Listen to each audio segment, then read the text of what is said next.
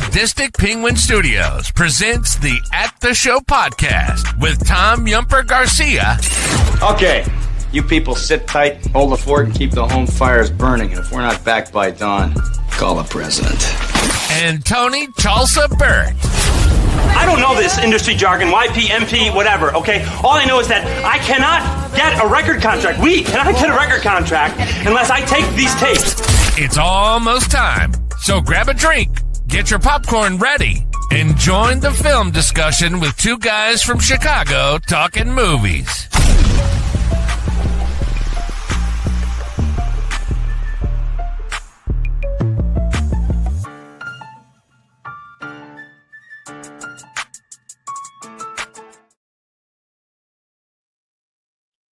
Hello, and welcome into another episode of the At the Show podcast. I'm one of your co-host, Tom Yumper Garcia, and I'm with my other co-host, Tony the Sugar Baggy Bird. How you doing, my man? I am doing good. Glad to be here on this Friday night. How are you doing, my man? I am doing well. We both had some technical difficulties before starting this pod. My wireless headphones decided not to charge, and your internet was acting up too. Say old on this side. Yeah, just you were stopping in poses that were hilarious. I wish we could save all those and use them on shirts and trading cards. Yeah, your face up. And me like trying to find where the hell am I going to listen to this from? But we are here. We're here to bring you the At the Show podcast to the power of the internet, as some will say. We have an action-packed show for you today. We're going to be talking about twists in movies, our favorite twist in particular. We have some films that we haven't talked about before on this show. I want to make sure that some of my picks were made that I haven't mentioned. And I know you mentioned some in yours that weren't really talked about that much when we been doing shows. So it's kind of cool to see some new stuff coming through. That's exactly why I thought I was, as I've said before, always wait in anticipation for your list. And then I could just go to mine and cross the ones off you did, because I'm like, okay, well, and now fill in the rest. And I think we're going to have a real good show. Yes, sir, my man. But let's get into let's get into what we've been watching this week, my guy. Let's do it. That's a me. And also, what were you just watching? So what were you watching this week, Tone? 2 movies this week. First off is the amazing John Carpenter movie, The Thing. The reason why I watch The Thing, well, I'll watch it anytime, but I definitely love to watch it during the first snowstorm. It's almost like a call to write for me. I like The Thing for many, many different reasons. Number one, I could say it is a movie that still to this day scares me in a lot of different ways. The atmosphere that which Carpenter lays down throughout is something that I've always enjoyed, but I've also always enjoyed the monster in itself and just what it stands for in the movie and the way just in the entire production flows technically. And honestly, even scenes like this, which don't rarely get talked about, but just scientific talk in this movie, I love too. And in the process, shape its own cells to imitate them. Wilford Brimley kills it in this movie. If you're not familiar with The Thing, really quick, it is about some scientists in the Arctic, right? I got that right, Arctic. Yeah. And they happen to come across something that has been frozen for quite some time and is now unfrozen. And there's a dog, and the main thing about the movie is that it's scary, and these gentlemen on this Arctic science expedition, I guess you could call it. I mean, right? That's why they're there. Why would you say? Right? I mean, yeah, pretty much nailed it. But Kurt Russell. I mean, we've talked about Kurt Russell in our Big Trouble in Little China. Brought him up when I've talked about Overboard. Kurt Russell, to me, this is probably one of my favorite performances. I might even say I could like it more than Jack Burton if you talk to me on the right, because I think it's very, at times, he's solitudic if that's even a word. And then at other times, he's exactly the guy leading them through this hell with this monster. And he does a pretty good job. Keith David's great in the movie. Just a lot of good performances all around. I know you love The Thing, Yumper. What do you think? Yes, love it. Tell us why you love it. Well, it's probably one of the greatest sci-fi horror movies ever made, if not the greatest. Some people consider it the greatest horror movie ever made, which gave John Carpenter the title of King of Horror. Kurt Russell is awesome in it, and to be honest with you, I love Big Trouble in Little China. It probably is my second favorite movie of all time, but I would go on to say that The Thing is a better film than Big Trouble in Little China, and it's just two different performances. But it's absolute terror because you don't know what the thing is, you don't know what it's going to become, you don't know who is the thing, which is the whole anticipation and premise of the film. You don't know who you can trust, and I think Carpenter did a great job with that aspect of it, as well as the special effects in it are just perfectly done, and they still hold up today. The music, which we always get to in a lot of different movies, really drives the point home in a lot of the scenes. The ending, just the doom doom. It's like what is lurking is great in the movie.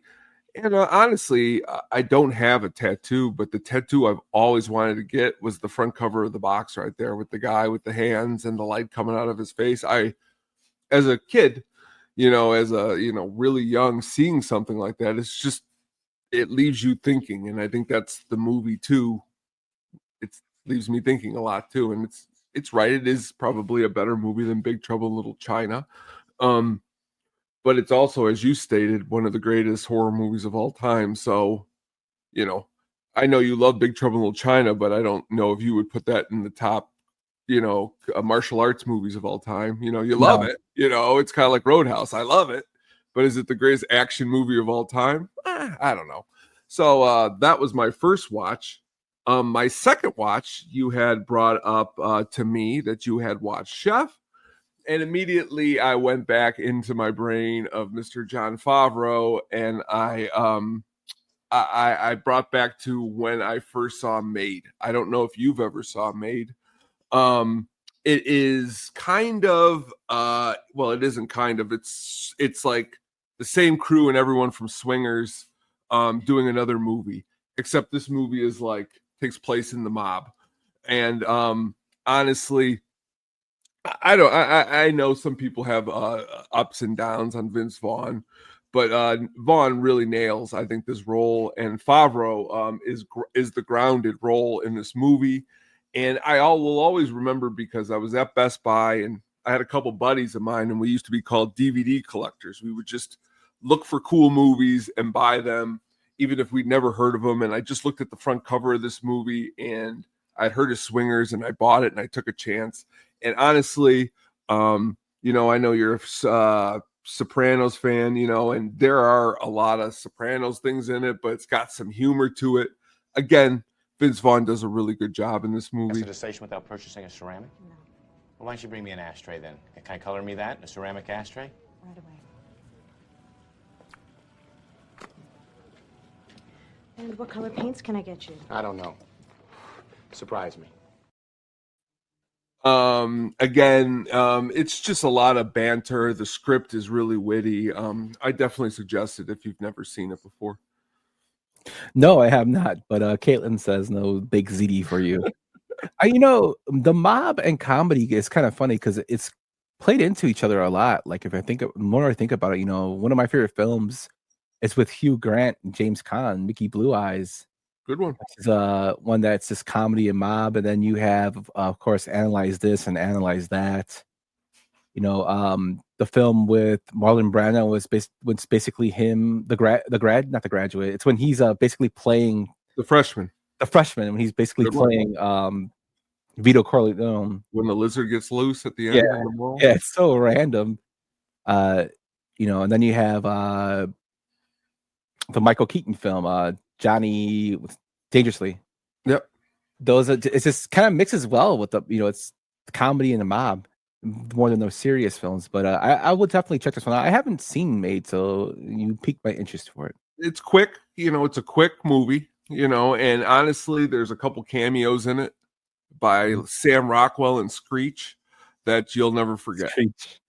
Oh man, Screech's cameo is memorable for forever, and it's 1 second. It's great. I gotta check it out just for that now. Yeah. So what I watched this week, before I go into that, it's cool that you watched The Thing because yesterday was John Carpenter's birthday.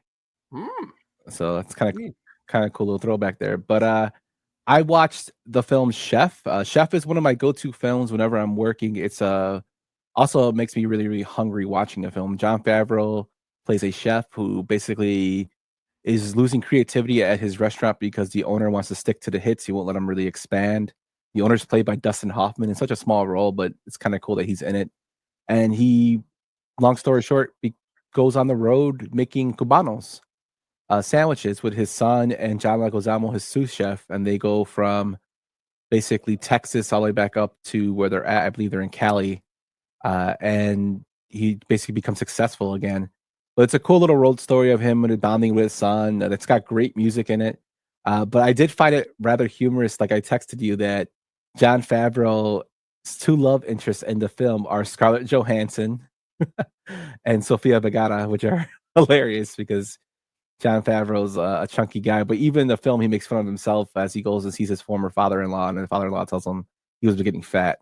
But just a great film. The food is excellent. He took a lot of training from the chef that was a consultant on the movie, and that chef made sure that Jon Favreau followed every technique that a real chef would use. And if you ever watch the Chef Show, which is on Netflix, that chef's actually in there with him, and showing him how to cook and whatnot. And Favreau is actually really, really good, and he still calls him chef. Like I love how he refers to him as chef as respect. It's just an awesome film. You've seen this one, right, Tone? Yes, I have. For a while, it was on my list of those movies that you're trying to get to, but you never do. I don't know why. Maybe it was because I was like, I'm not in the mood to watch a guy making food on a food truck. That's what my ignorance said in my head. But after watching it, it was like a year or two ago. I mean, the movie is, as you just stated, it's got heart. And I love movies with heart, and that's what makes me kick myself is that you wait so long to see something like this good. And I've always been a Jon Favreau fan. So to be fair, just the banter with him and Vaughn and the breakup, and Favreau's barely in, the breakup, but like anything Favreau touches, you could put me in line. And this was he does a great job in this one. Did it get Academy Award nominations? I feel like maybe here or Golden Globe. No, nothing. Because it should have, because it has that kind of feel, especially some of these other movies that get nominated. It would have been done better than some of the movies that do get nominated. That's what I just said. Like it's a shame when a movie like Chef, where the actors act their tails off, it doesn't get that recognition. But what is awesome is shows like us. We try to bring it to the forefront, let people see this movie because it's really good. Yeah, just a classic film. Ray Choi is the chef that trained Jon Favreau. He's known for bringing Korean and Mexican food together. He's one of the big pioneers of the food trucks in Cali. They trained Jon Favreau for everything. He made him go through like a chef school before he even did the film. But it's great technique. The food looks awesome. And like I said, good music. And John Leguizamo's actually a very enjoyable character. He's funny, but he's not too over the top like he has to be. And he's not too serious in some of the drama films he's in. So it has a nice little chemistry between him and Favreau. Right there, I got to hold myself because I could probably go on like a 75-minute John Leguizamo awesome tirade, but we'll do that another time. What's the other movie you watched? The other one I watched is due to our friends at the Chicago Sports Films. I happened to be listening to them while I was doing some work this week, and they were doing a Mary F. Kill round of some Tom Cruise movies, I believe. And I believe they had Top Gun, this film, and another, a Mission Impossible. And most of them picked To Kill a Few Good Men. Which, to me, like, have you watched A Few Good Men? Well, if you're asking... No, I'm just asking. No, I mean, we'll get to me in a second, but continue. So I was like, wow, over Mission Impossible. I mean, Mission Impossible is a great movie, but A Few Good Men, really? Like, there's so many like hilarious scenes in A Few Good Men that's not supposed to be a funny movie. But the story is awesome. You have Jack Nicholson with the "You Can't Handle the Truth." That whole thing. You have Kevin Pollak, a comedian in a serious role, but even he does some funny stuff. Just like even though it's supposed to be a serious movie, like Keith Sullivan's character in there is just hilarious the way he talks. Like Kendrick, may I call you John? No, sir, you may not. Just like little shit like that made me laugh. And it's Cruise's best work. And Cruise never graduated high school, yet he plays lawyers in these films and does an excellent job at it. It's just I was just very, very shocked to see they picked to kill it. What would you do? Those three. Well, I would definitely. I think this is the movie that I would enjoy to watch the most out of the three. I've seen probably Top Gun the most, just because when it was on a lot when I was a kid. Mission Impossible, I mean, that's the one I'm going to kill, not because it sucks, but it's just the worst of the three. I do like that series, but back to this movie here really quick. Again, I mean, this movie is one where when it's released on VHS, we're renting it from the video store, and I sat and I watched it. And little 11-year-old me, 12-year-old, whatever year, what year did you know off the top of your head when it came out? Probably right around 94, 95, 92. So, I'm 10, 11 years old watching this movie for the first time. And honestly, I understood it at that age and I liked it. I didn't sit there and say it was boring. And every time I've watched it before, I mean, Jack Nicholson, come on, man. Is there a movie that isn't even not watchable or great with Jack Nicholson? No, neither of those. They're all really good. In this movie, he does a great job. Of course, we can always talk about the scene in the courtroom that everybody knows, but there's other little scenes that are great in it too, like when Tom Cruise and Demi Moore are working in the apartment. There is some really good chemistry, I think, between them in that scene. Huge Kevin Pollak fan. So Kevin Pollak in anything is great. And I think he does a good job as the third chair of but like, I love The Firm with Tom Cruise. I was always a big, to be fair, this movie, I know it's not a typical, a twist kind of movie, but it is still a movie that I would put into that category of why I like these movies, because you really don't know what's going to happen until the end. It's not like you look at the poster, you see the trailer, and Nicholson's going to be guilty at the end. So I like that part of the movie too. Yeah, and it's not me really razzing on the bums. I just like to joke around with them. But it made me think like just other people's perspectives of films, and their segment is really, really good. I really like when they do the movie segment because it gives me like an insight into their thinking. For somebody that doesn't really watch as many films as we do. But I was just really, really surprised that they chose the other two over this one, which... Well, I'll use, because the only way I always do this, I could use myself, but I'm not going to be a good one. I'll even use like my siblings. They don't watch movies, anywhere near I do. So like a movie like this movie, if you're just a casual movie watcher and you just name those movies that you just did, I'm going to imagine that they all picked Top Gun to be the one that was the best of the three majorly. Yeah. Because it's the one that is the most accessible.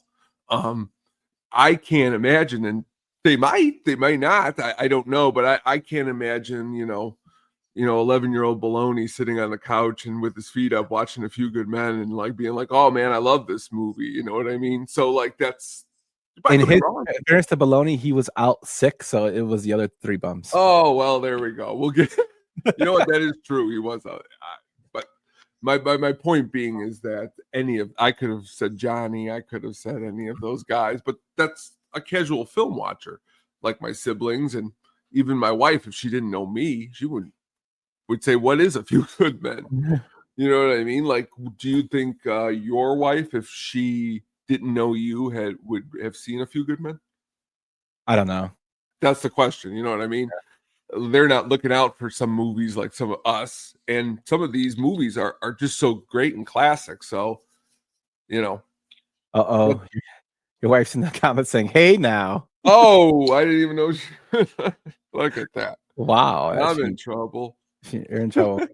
But I just love the conversation. That's why I like to have film discussions with people Yeah, I know. Maybe we can do like a segment on that, which is great. I know we have rocks for the movies that she hasn't watched, but she legitimately has never watched them. But just like stuff like maybe a popular opinion, it's a segment we can bring up and have our friends come on. Unpopular opinion, that is. But that's what we watched this week. Let us know what you watched over at the Show podcast on Twitter, X, or whatever it's called, and let us know in the YouTube comments what you watched. Or you can tweet us at Lil Yumper or at the Hookup on Music or at the Sugar Baggy. I was more worried that I froze again than that my wife heard what I said. I want to be honest with you. That's when you said that. I'm like, I froze again. And I'm like, oh no, it was just Katie saying something. Wow. Wow. Oh man, Katie's gonna have a talking with you, but you sure will. Yeah, let us know what you watched. That was some good films we picked this week.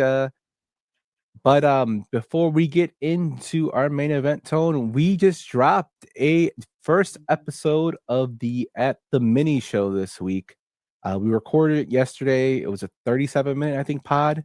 We dropped it both to YouTube and to our Audible accounts. So, I mean, wherever we get our podcast at, Spotify, Apple Music, where we get that stuff, it's dropped. It's there. How'd you feel about the first episode?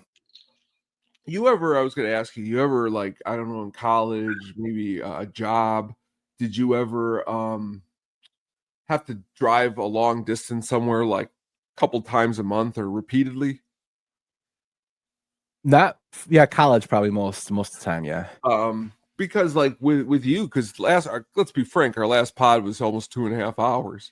A 37-minute pod talking about movies is like, I blinked my eyes and it was over. That's how awesome it was. And that's how you know it's a good pod and having a good time is when you look up at the clock and it's already 37 minutes and you didn't even think about it. So to be fair, I loved it. And, not to say, I'm not even going to say the thing I sent you, that ridiculous story that broke, but I just love talking about anything with movies. So when you brought this to the table, definitely, they brought it up in the comments here. I actually had this on in the classroom earlier today, A Bug's Life classic. It's been such a long time. I found the Blu-ray around here and I put it on for the kids. Yeah, I like A Bug's Life, but this came out during the same time, I believe, Ants with Woody Allen. We got into this conversation in the classroom. My question to you, okay, because it was brought up by the middle schoolers. They said the graphics weren't as much there on Ants as it was A Bug's Life. But because they said they kind of look scary, the Ant's face, if you take a look at them. And I pulled them up. That being said, Ants is a great movie. Bug's Life, of course, is like more Beatles, and Ants is like the Rolling Stones, is kind of like how I feel. Like Ants is like pretty cool. But Caitlin says I'm all over the board of Bug's Life yesterday and an Infinity War today. Caitlin, my son has made me watch Endgame, and I am being truthful about this. I've seen Endgame at least 50 times because he loves that movie. So me and my wife have watched Endgame or some parts of Endgame at least 50 times. So, yeah. But I can see how you feel about Ants because they are kind of scary looking and good movie though. Woody Allen's scary looking, so I mean, makes sense. I got to the scene where Hopper was choking out Flick, and I was like, "Damn, Disney, this was stark for us kids." Yeah, and so was Ants. Like the whole premise of the main ant, he's basically kind of like Hitler, like the supreme race of ants. And I was like, wow. Like the more I thought about it, I was like, wow. It's gotten to the point where I don't know if you ever heard of this rap group called Jedi Mind Tricks. Yes. That's been It's been like 25 years since I probably heard that name. Yeah, they use a lot of ants, the general's speeches and some of their songs. That's a good one.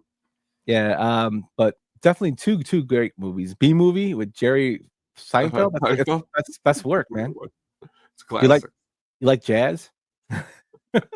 I like the honey's name in the movie's Liotta's for Ray Liotta. He's the spokesperson. It's great. Yeah. Rest in peace, Ray. Yeah, that's another good film too. Mm-hmm. But enough of our ranting because we can go on forever just going on sidetracking. Let's get into these films, Tone. we picked some of the films that we think have great twists in them. Some of them are obvious and some of them aren't.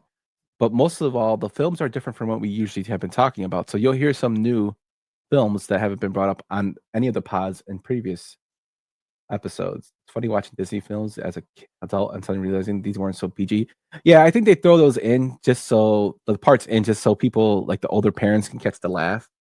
I've noticed that in Toy Story, they throw a lot of funny stuff in there for the adults. But Tony, ready to get into this? Let's do it. All right, my man. Let's get into our first one. Well, good for you, Marty. I was gonna let it go. You was looking so happy just now. I was thinking, but to tell you the truth, I'm glad you figured it, because I have been dying to tell you. I just didn't know who you'd want to hear it from, Aaron or Roy or Aaron. Well, I'll let you in on a little secret, sort of a client attorney privilege type of a secret. You know what I mean? Uh-huh. It don't matter who you hear it from. It's the same story. 1996 is Primal Fear, directed by Gregory Hoblit, who also directed one of Tony's favorite movies, Frequency, Fallen, Fracture, Untraceable, Hearts War, and he directed 9 episodes of NYPD Blue. The film stars Richard Gere, Laura Linney, John Mahoney, Terry O'Quinn, and Edward Norton. This film had a budget of $30 million and a box office of $102 million. This is my pick. This film I remember watching, and this is when it first came out. I was 10 years old, I believe, and it just blew my mind because we rented it from the store.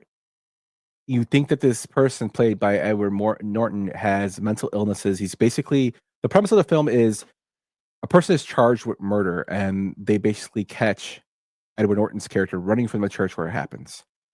They go into this big backstory of he's guilty. They find him with blood on him, so he's automatically, everybody's saying he's guilty. Then we find out that this character or this person actually has multiple personalities, to where Richard Gere, a prominent lawyer, had accidentally sent a innocent man to the death row to be executed.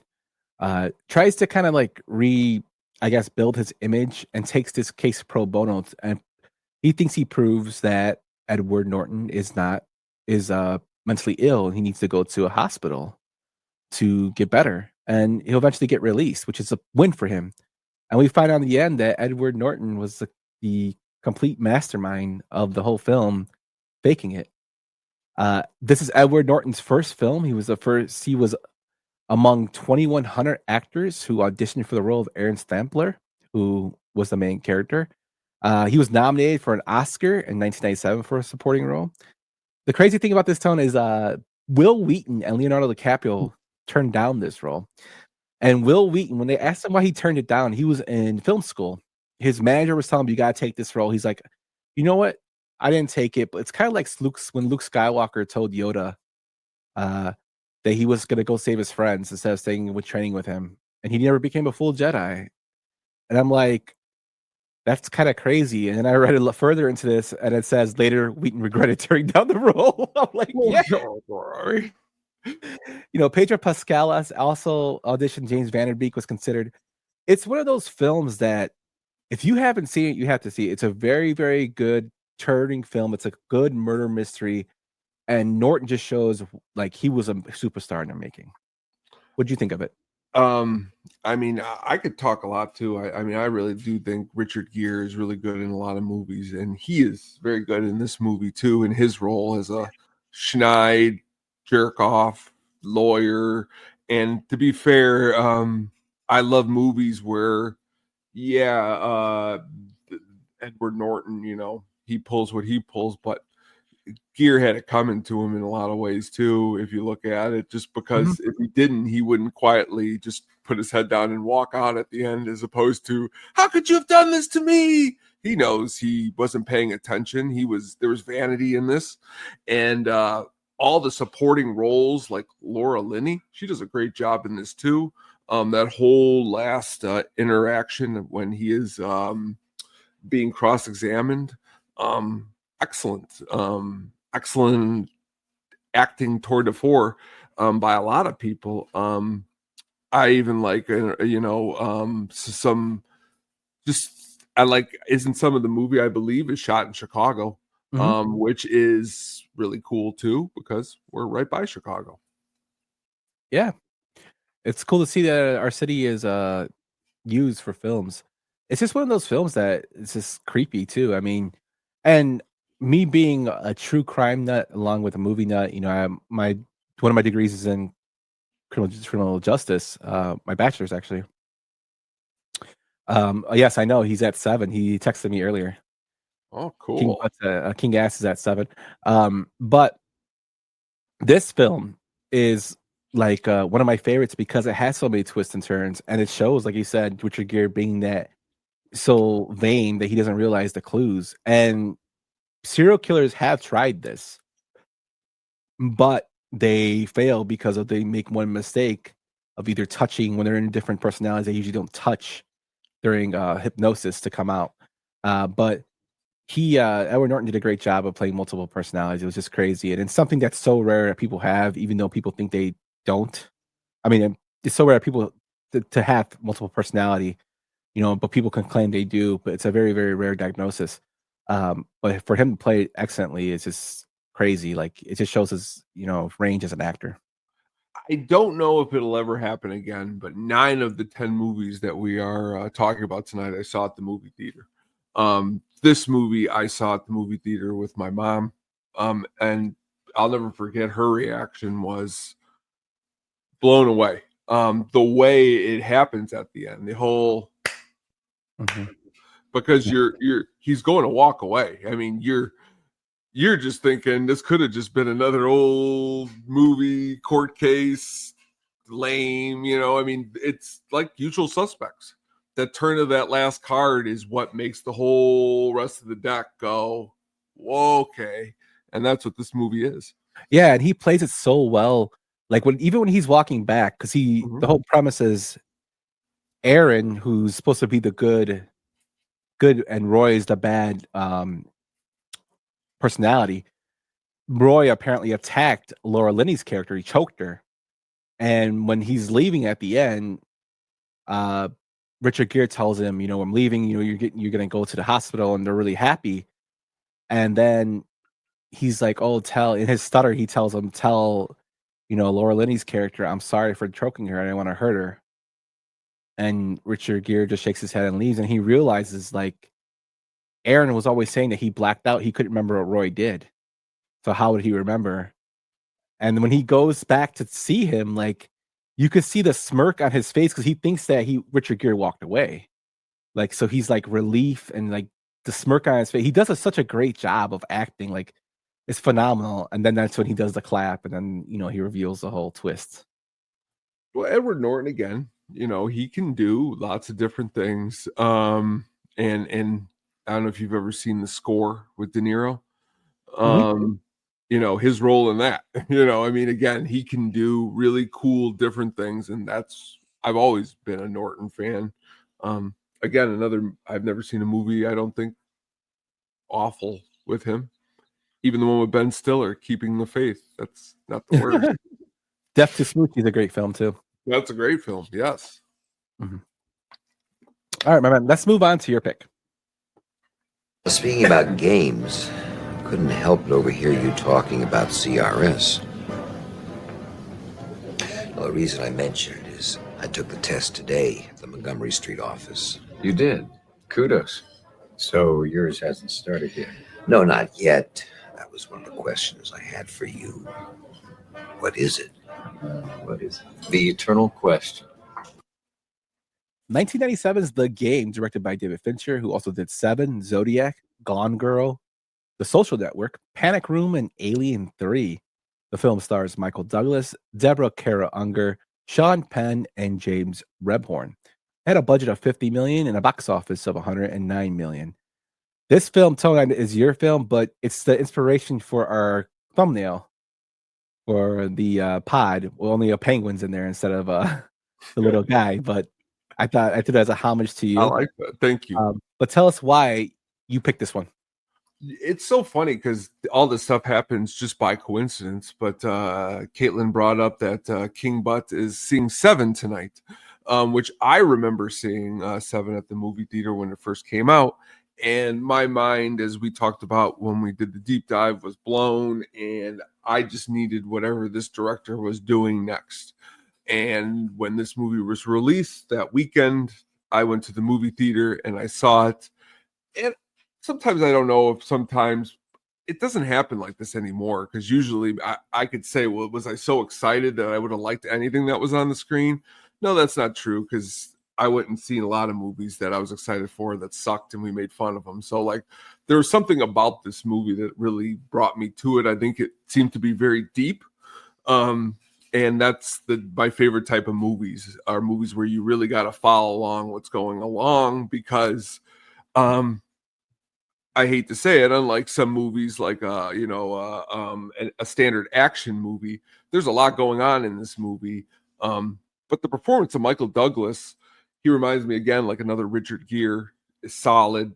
You put him in anything, he's going to do a pretty good job. I think when you watch Seven and then you watch this movie and then you watch Fight Club, this movie definitely sticks out of the three as probably the ones that not a lot of people have seen out of all of David Fincher's movies for some unknown reason. I enjoy it, though, because of the way the whole movie builds. Michael Douglas is, again, even more callous and vain as Richard Gere is in Primal Fear. He has pretty much no family that he has around anymore. He seems to be lonely. He is divorced. He is a businessman who, it seems to be, doesn't care if he fires people at any point. And his brother comes along, who he hasn't seen in a while, Conrad, played by the amazing Sean Penn in this movie, to great degree. And Sean, he's not in the movie more than 10, 15 minutes if you add up all of the screen time. But the screen time he does have, he nails the part. There's a line in the middle of the movie that he says that I've probably said a million times when something bad's going on, and it's, I pay him more to make it stop. He's in the car and he says that to him because, man, sometimes when things suck, man, I would pay more to make it all stop. But the way the twist happens at the end is something that, to me, I remember being in the theater watching it and just being blown away by the fact that you think Douglas is going to be gone, and you realize that this whole entire thing was to put life in perspective, in a different perspective, for Mr. Douglas. Yeah, it's kind of like I think of it as an evil Christmas Carol. Like, yeah, I never thought of it like that. I like that.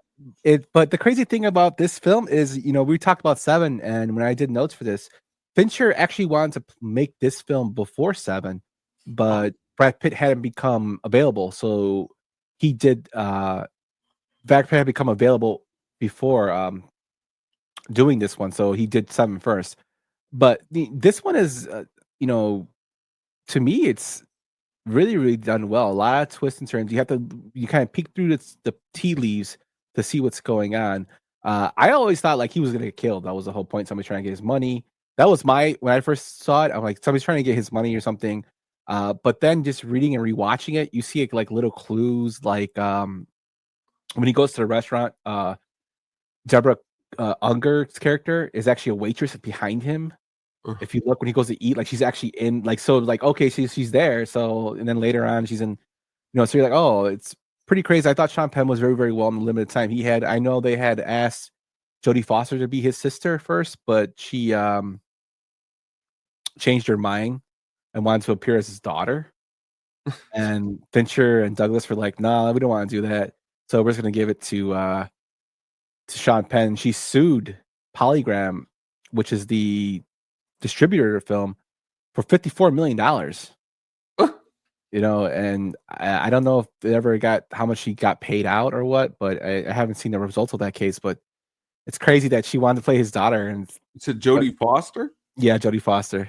Well, it couldn't have gotten any far because 2 movies later she stars in a Fincher film, so they must have made up by Panic Room. Yeah. But just great like film that doesn't get enough recognition. I know you talk about it a lot because we talk about amongst ourselves, but a film that doesn't get enough recognition for the twists and turns it gives you. It's a film that you should check out. It's one of Fincher's, like, I guess, hidden gems, even though he has a lot of great movies. This is a film that doesn't get talked about enough. Again, the way Douglas at the very end, I think that's what I enjoy about the whole entire movie, is that at the end you can see Douglas is changed by the whole entire experience, as opposed to, if your brother did this to you, would you take a swing at him? Would you hug him? I mean, what would you being who you are? I mean, me personally, I don't know if I would have had as a positive reaction as Douglas did. I'd be pretty fucked up. I mean, oh yeah, pretty bad. The graveyard, yeah, waking up like, he's in a crypt in like Mexico. Like, what the hell? Car going up the side of the road. I mean, but that's why the movie, I think, it plays very well. I also love some of the there's just a lot of as you stated, it's like, okay, to the point real quick, the clown in the movie, that whole scene, it's like, it's eerie. I mean, it's not scary, but there's some eeriness to the movie because you don't know, why is this clown? It's on the TV. I mean, when you first see it for the very first time. Yeah, it's just the whole point is making uneasiness, and Fincher excels at that. He did it with Seven. He does it with Zodiac. Just a perfect example in Zodiac is just hearing the Zodiac killer breathing on the other line when he calls. Great movie. Even in Panic Room, the anticipation or the fear that they're going to break in. Gone Girl 2, they're going to find out. Even in Alien 3, he does that. Where's the aliens coming through? Even though it's more of a horror movie, this one he builds a bunch of anticipation and worry, and you get nervous, like your heart starts beating, and that's the whole point of it, is to make you think, like, what the hell's going on. And watching Fincher films, you're always doing that. You're always thinking, what's going to happen next? Why is this here? So you look for clues. Like Seven's a perfect example. This movie's another one. The clown thing definitely was freaky when I first saw it, but like I said, I think the crypt part would have been more terrifying to me. Because you're in the crypt. And then the fact when he's in the car and it's like going in the water, and I'm like, what the fuck? But they went overboard for this whole life lesson for him. But it's just crazy. It just makes you think of all the other bad characters in movies. Was this guy really the worst that deserved all of this to happen to him? This should have happened to Uncle Frank. They should have put his ass in the game. He would have changed around for sure.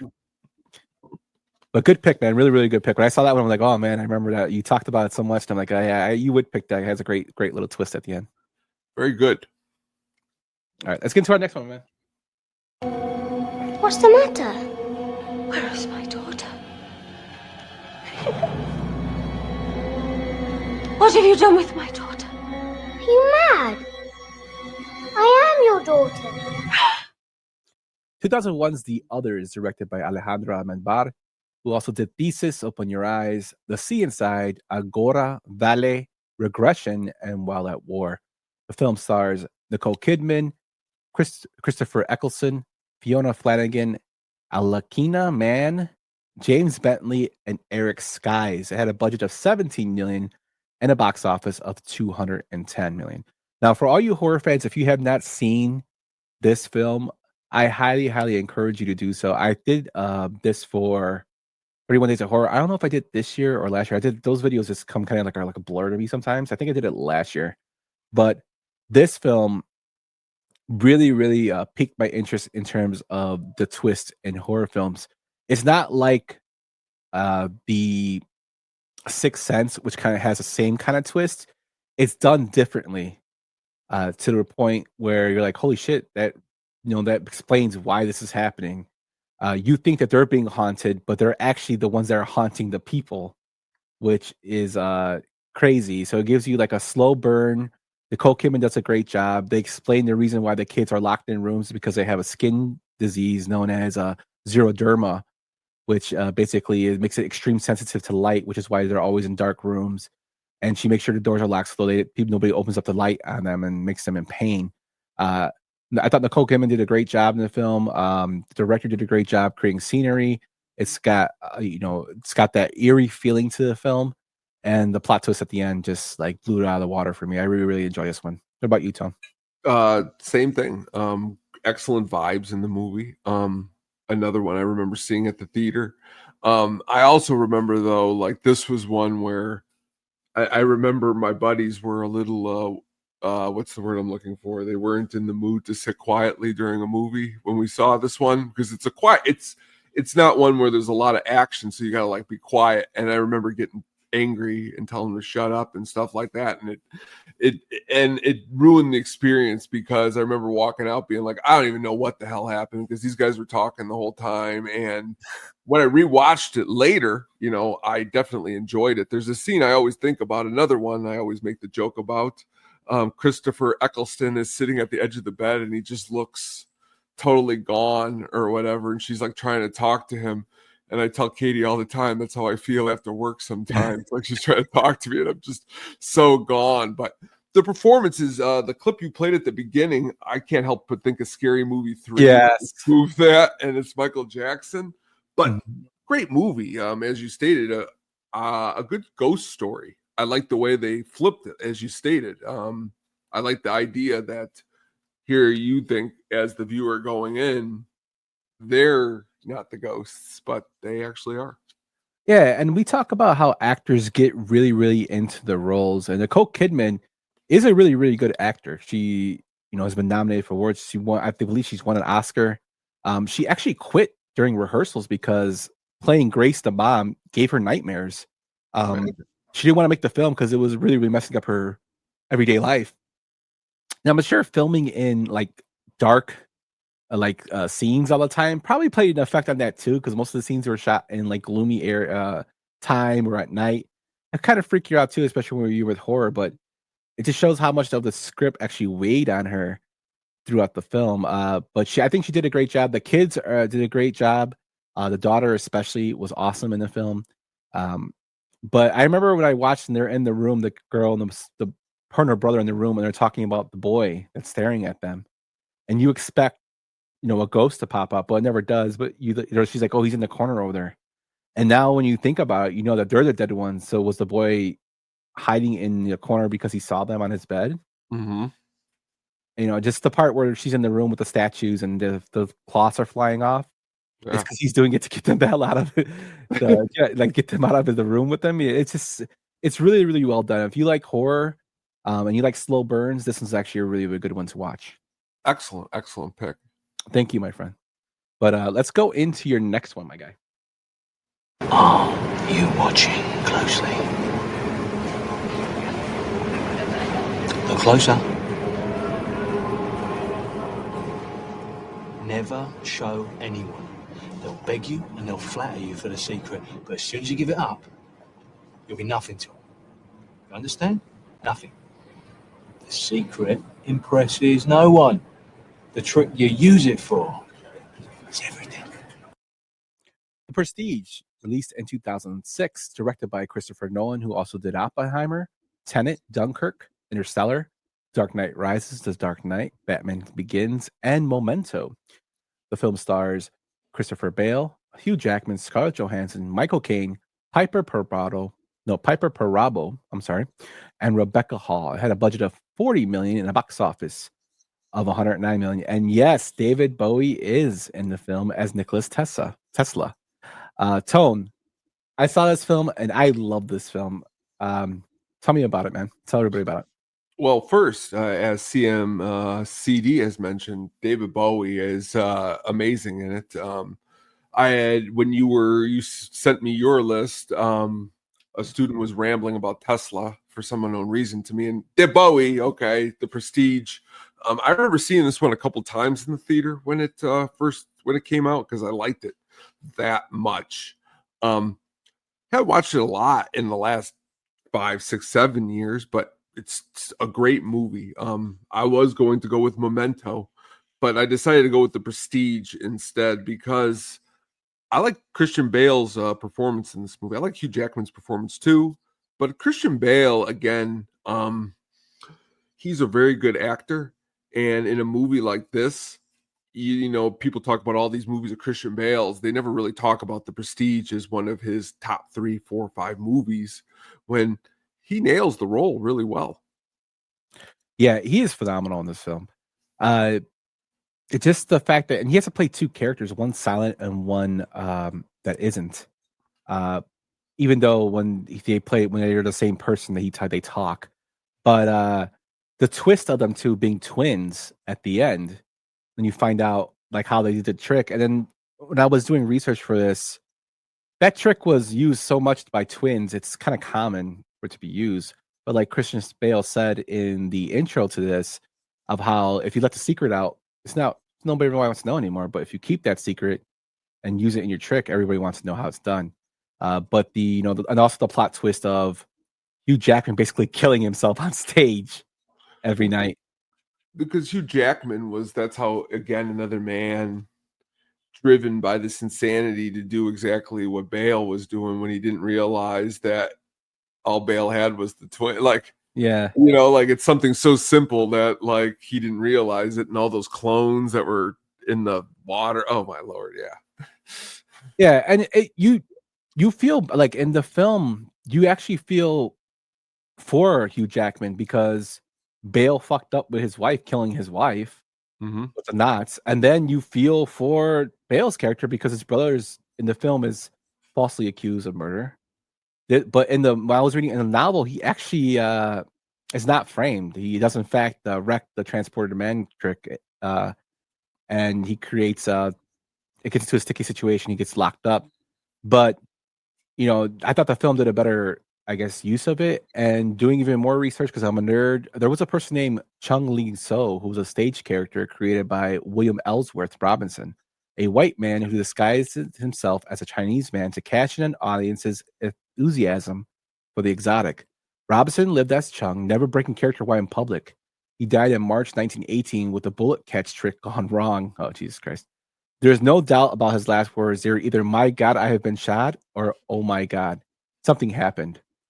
Lower the curtain. Either way, they were both his last words and the first English he had spoken on stage in 19 years. So this had some inspiration from Mr. William Ellsworth, which is kind of cool. And Sam Mendes wanted to do this movie as a follow-up to American Beauty, but another offer came from Newsmarket Films on their behalf, and they wanted Sir Christopher Nolan to do it. And I'm kind of glad they did. Yeah. I mean, I love Sam Mendes, and I love, I don't know, I love Road to Perdition just as much as I love this movie. So I don't know if we wouldn't have got Road to Perdition if he would have did this movie. That being said, it's kind of crazy that Bowie didn't originally want to do the movie. What's his name? Christopher Nolan had to fly out and convince him that the role wasn't cheesily being made because he was doing this machine being made that wasn't, I don't know, Tesla probably never made a transporting machine. It makes me laugh though because like Bowie rejected this role because he thought it was cheesy, but he did Labyrinth. Yeah. I love Bowie and Labyrinth, but I'm just saying he did Labyrinth. I mean, come on, Bowie. You did it with Muppets and like he had this role is a little bit closer to Bowie in The Hunger, where he's like quiet. I mean, he's not in this movie at all, very barely. But again, when he is, I'm glad they were able to get him because I mean, who else are you getting? Yeah, it was great. When I saw it, I was like, holy shit, it's Baby Bowie. And working on this film to help them with the magician roles was Ricky Jay, who is a very, very famous he was a very, very famous magician. You've probably seen him do his card tricks in New York. I think another film that I can remember him exactly is in Mystery Men. He was Captain Amazing's agent. But he is phenomenal, and he's like a Penn and Teller type that doesn't get enough respect or recognition in films. He's always been a consultant on some of those magician films. And the last thing, Tone, is I just read this right now. Alfred Borden and Robert Angier are the two main characters in the film, and their initials spell out Abra. Wow. Abracadabra. Very cool. Very actually interesting. Yeah, it kind of makes me want to read actually the novel now to see how the differences are between the book. But yeah. This is a great, great film. Whenever it's out, I watch it. It's, this came out, and I think The Illusionist came out next with Norton. And I would take this film over Norton's film any day of the week. But this movie's a little bit more of like a lot more of a trick, a lot more of a turn. Like Edward Norton's is more of like a straight up performance, which it's not a bad movie either, but yeah, definitely. Yeah, but if you haven't seen The Prestige, definitely check it out. It's one of Nolan's, again, films that doesn't get talked about enough. Along with Memento. Memento has not been recognized as much as it should be. But this is a very, very good one. Good pick, Tom. Thank you. Let's move on to our next one, my man.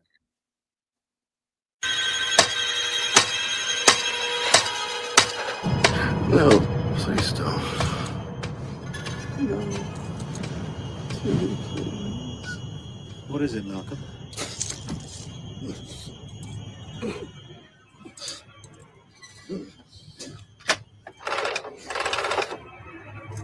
Malcolm?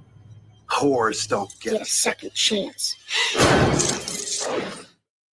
2003's Identity, directed by James Mangold, who also did Logan, Indiana Jones and the Dial of Destiny, Ford vs. Ferrari, Night and Day, Walk the Line, Copland, and Girl Interrupted. The film stars John Cusack, Ray Liotta, Amanda Peet, John Hawkes, Alfred Molina, and Pruitt Taylor Vince. They had a box office of $90 million and a $28 million budget. This is one of my picks, and this film, I think, does great because it has two twists. The first twist is revealed in the middle of the movie when you find out that all these people meeting at a hotel during the rain, where they're all in certain situations, car breaks down, they're looking for a murderer, they're transporting a murderer. You know, they all have the same birthday, which is a 1 in 115 sextillion chance that would happen for all 10 people to have, you know, the same birthday. But as they die, there's numbers going down. You know, they get room keys that are basically with each body. It has a gnarly death scene with Jake Busey with the bat down his throat that you don't see. Like, just see him dead, but you don't see the actual actions of it. But the thing that's crazy about this tone is, I watched the film. I thought it was awesome. The twist was, but then I watched the trailer again, and the trailer gives away the ending. Really? Yeah, because there's a shot where the kid's walking away from the blowing up car. Oh. And I'm like, really? But the whole premise is a person who is a serial killer, has killed many people, is taken to an emergency meeting with a judge and governor, where he is presented by his lawyer as well as a psychiatrist played by Alfred Molina, who's saying that he is mentally ill and he has all these identities, and each one has their own persona. John Cusack being a good one, as well as Amanda Peet. And basically they're killing each other off at this hotel. The personalities are, and the last one standing is going to be the personality that is good. John Cusack sacrifices himself basically to get this out, this personality of Amanda Peet, who is revealed as a good one. And then we find out that the child is actually the killer the whole time, which is when he ends up killing her. And then when we switch back to reality, Pruitt Taylor Vince just kills Alfred Molina in the truck. They say the coherent line of horrors don't get second chances. It was really, really well done. Pruitt Taylor Vince does a great job of playing creepos. He was in Constantine. He just does a great job. I really, really like this film, Tom. Awesome movie. I mean, a really, really awesome movie. Again, another one. The first time I saw it, was blown away by this one, just by the way he filmed it, the way the script rolls. And again, it's a different type of movie. It's not like a lot of other type of movies that you're going to see, which is, I think, why I like it. Back to Pruitt Taylor Vince. I mean, this guy is in a couple movies that are really, really, really, really actually awesome, and he does a good job. I mean, he's in Natural Born Killers. He's in JFK. He's in Red Heat. He's in K9. He's in what? Rest in peace, David Lynch again. Wild at Heart. But he's in this movie again, just by playing that clip at the beginning. Very, very memorable. Cusack, I think, does a great job. The world doesn't talk about Jake Busey enough. His role in this with Liotta, we just mentioned him a few minutes ago. Great. I think a great movie actually. It's a really, really great, good film. That's underrated again. A film doesn't get talked about enough. Well, James Mangold's a really, really good director. I mean, those other movies that you mentioned, I like to see where a director kind of starts. This is again more towards, you know, where he's starting to get really what he's trying to do in some of his movies. Yeah, and speaking of the life-size, the dummy that is the Jake Busey murder scene, it was a dummy that was created, and one of the studio executives asked to keep it as a souvenir and stored it in his office closet. One night, a cleaning woman opened the closet and was frightened to death, almost to death. So the dummy had to be removed. But I mean, who the fuck would want to keep that? Like, it's gnarly looking, like a bat down his throat. It's really cool to see, like the way it looks. But it's just like, who would want to keep that? But people teach their own. That's true. Has a great cast. The chemistry is really, really good. Busey and Liotta do a great job, feeding off each other as well as Cusack and Liotta when they get together. But Pruitt Taylor Vincent, I think he knocks out of the ballpark as a schizophrenic psycho. He does a really good job. If you haven't seen this one, check this one out. This is 22 years old, so I did spoil it, but I mean it's 22 years old, but still watch it just to see it develop. It's a good one. But let's get to your next one, man. We're not productive anymore, at least to make things anymore. It's all automated. What are we for then? We're consumers. Okay, buy a lot of stuff, you're a good citizen. But if you don't buy a lot of stuff, if you don't, what are you then, I ask you? What? 1995's 12 Monkeys, directed by Terry Gilliam, who also did The Man Who Killed Don Quixote, The Zeroth Theorem, The Brothers Grimm, The Fisher King, Brazil, and he did Monty Python and the Quest for the Holy Grail. The movie stars Bruce Willis, Madeline Stowe, Brad Pitt, and John Cena. The movie had a budget of $29 million with a box office of $168 million. Tone, tell me why you picked 12 Monkeys. It's another one. I walk out of the movie theater and I think it's amazing, but it's like, what did I watch? But it was awesome. And all I really wanted to do was start a band with the monkey logos dancing, but I probably would have been sued because I just thought it looked so cool. Why I like this movie? Because again, the performances are awesome. Do you really, when you think of Bruce Willis, think of 12 Monkeys? No, you don't. You don't think of it at all. You don't even think of it probably in his top 5 or 6 or 7. And again, another great performance because it's different for Bruce Willis. The whole entire thing is different. Terry Gilliam has a very, very, very interesting way of filming. What's the word I'm looking for? He's kind of like a David Lynch, even sometimes a little bit more out there. I don't know if you've ever seen Brazil, but if you've never seen Brazil, that movie is awesome. But again, it's out there. But this movie is just Brad Pitt, another guy who at this time period, I don't really know if this is a movie choice that most people would have made, took this role, but he did. Thank you, Sam. I'm glad you're home now. Yeah, Brad Pitt is amazing. To me, to be honest with you, this is Brad Pitt's best role.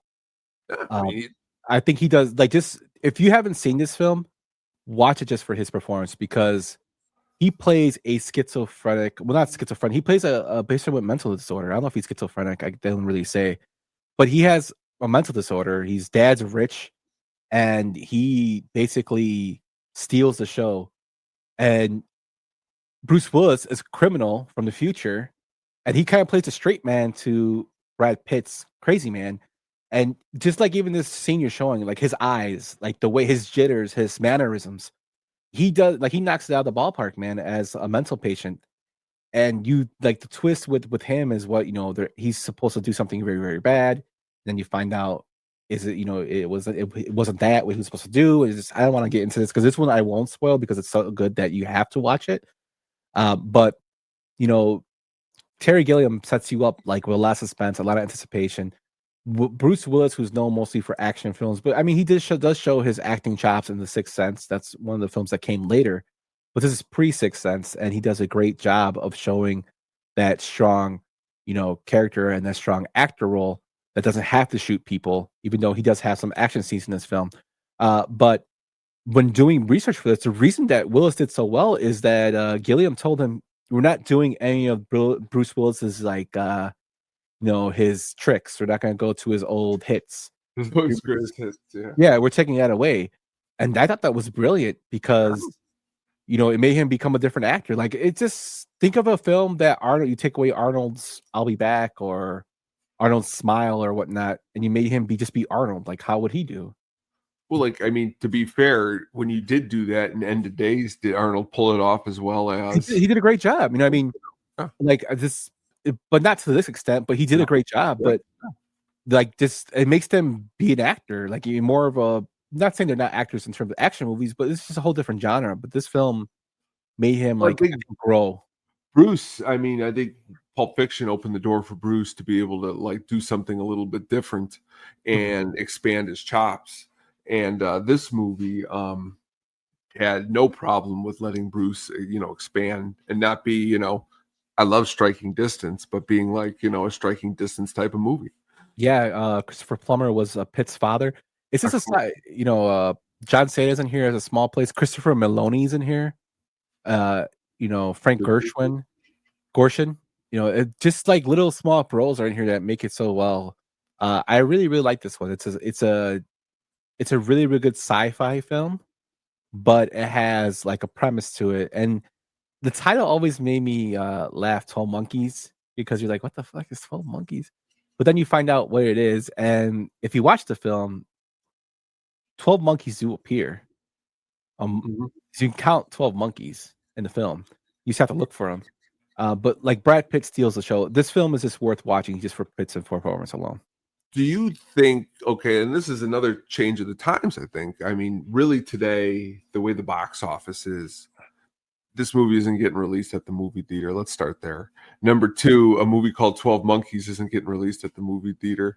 And I really don't think if you took even Robert Downey Jr. and Leonardo DiCaprio, I still don't think this movie's getting released at the movie theater. And that just shows you how awesome this movie was for the time, because it's out there. I might push back on a little bit because films like Borderlands get released. Well, I'm meaning Borderlands is only released because it's a video game. Yeah, but Monkeys is an original entity by a director. And give me this then, if you're pushing back. Mm-hmm. Give me a movie that is this deep and out there and is getting a major, it will be on HBO Max. We'll watch it there and we'll like it. But like a major release and it has the success or a semi-success like this had. Longlegs isn't. Again, this is sci-fi. No. Longlegs. Is no, I'm saying, but it was a film that was not original, like a horror film that we would think. I'm saying like a sci-fi film, a movie that sci-fi is dead. Sci-fi is dead at the movie theater.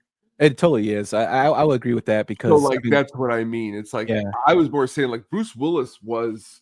And this movie, let's go back here again. You said the budget was okay. 29 mil. It actually did better than I thought it did. Because to be fair, again, people talk about this. Sam says you're casually forgetting about Geely. Oh yeah. That's Sam's favorite movie. Pitt did get nominated for an Oscar for this film. He didn't win.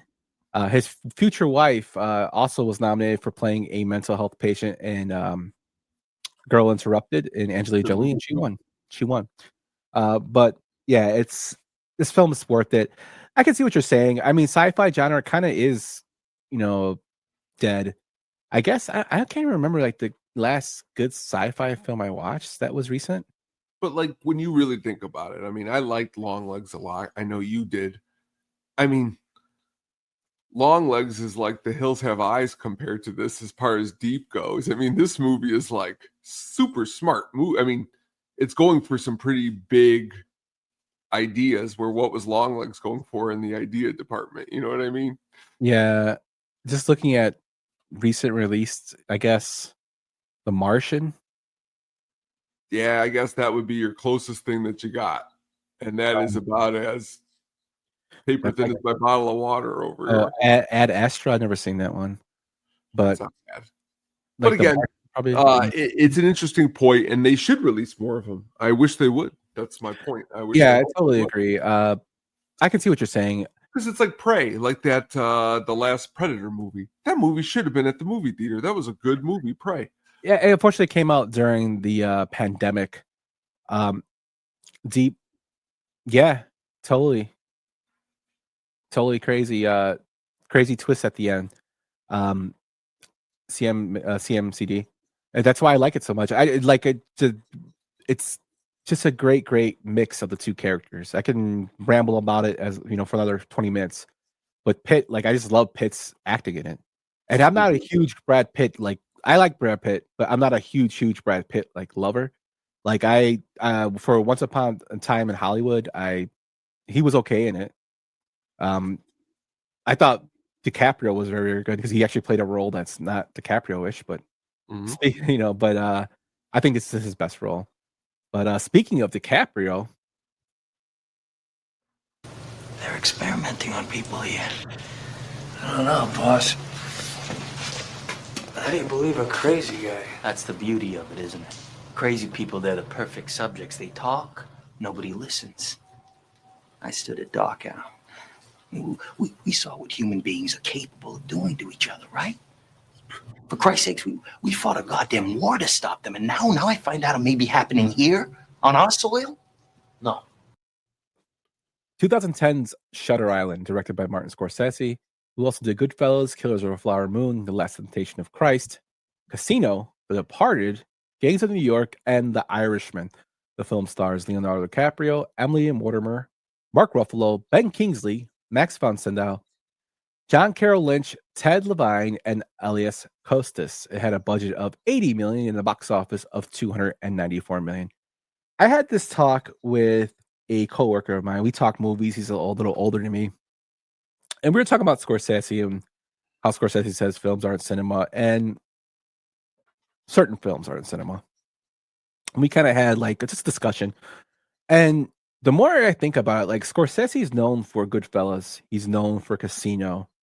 He's known for The Irishman, Gangs. His is mostly crime movies that are very, very good. Very good. I mean, top of the line cinema. But I think Scorsese's best films are when he steps outside the box. Last Temptation of Christ, Killers of a Flower Moon, another great film. It's just long. That was just a longer film. This film is something different. It's a horror film, kind of a horror film noir film. And this one has a twist. And DiCaprio again is not playing. I think Leo gets kind of into that comfortable role where he's kind of playing the same guy. That's just the way I feel about Leo. I think he's a phenomenal actor. I just feel sometimes he plays kind of like the same role. On this one, he does not. I think him and Mark Ruffalo's chemistry do a great job of playing off each other. I thought that the way the film is filmed, you think there are mistakes made in the way things are shot, but it's there for a reason. I think Ben Kingsley does a great job as the director of The Hospital. John Carroll Lynch does a great job as well as Elias Costas, and he really doesn't talk. He does a great job as just being that freaky guy that he's searching for. Like this film made me think outside the box. My brother loves this film. He's the one that actually got me to watch it more, and I started watching it more to where I started analyzing it more and appreciating it. Something that doesn't get talked about enough in Scorsese's catalog is this film.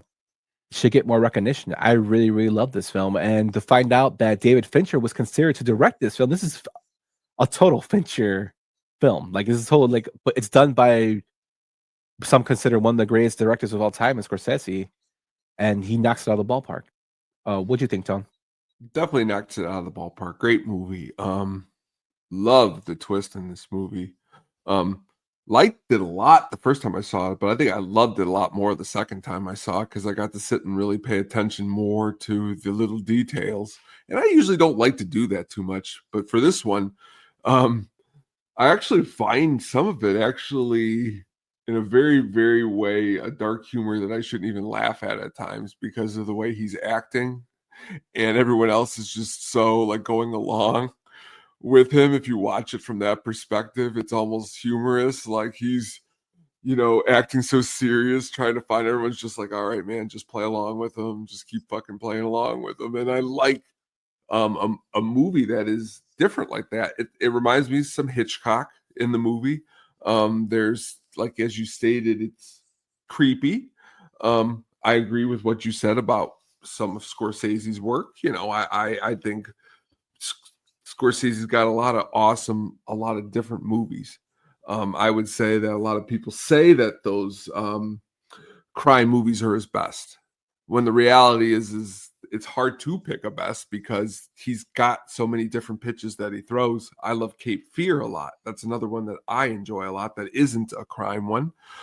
But this movie is just great in DiCaprio's performance, Mark Ruffalo's performance. I like just the whole entire I let me rephrase my word. I was gonna say I like the way he went crazy. No, I mean I like the way they portrayed, like, with him and his wife and the children, and you could imagine that that's kind of how it would really be at times. Like there's parts of your mind that you would just close off, I guess, like he does in the movie. Yeah, it's excellently done. The premise is really, really, well thought out. The script is really, really well thought out. Sam says it's just a movie about an island that produces window shutters. It could be. It is. It's got a lot of creepy parts in it. But, I always feel that if a movie makes you want to go back and watch it, not because it was so bad, but because, hey, man, that kind of messed me up. Is there any way that gives me hints to that? It's a good film. Because you see the ending, you're like, oh, wow, did they ever give a hint? And you think that they're doing mistakes, like for instance, the mistake with the water, with the girl with the water, when she drinks the water. Like I'm like, wait, is that like a bad deep cut? Like that's what I thought. Like, and it was like rare, but it would happen so fast. You're like, is that a bad deep cut? And then you find out, no, it wasn't. It was the reason why it happened.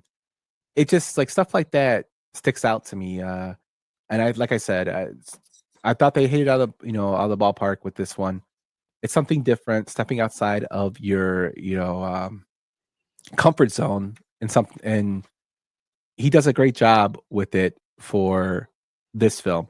Also, I love the fact that Ted Levine's in this film, and for those who know him as Buffalo Bill from Silence of the Lambs, he's in a Scorsese film, so he made it, man. Buffalo Bill's in the Scorsese film as well. Ted Levine rules a lot. He's in a couple really good roles. Yeah. Guys like Scorsese, Spielberg, they could pound out a production pretty quickly, like get it up off the ground, film it, get it in the can, and get it released.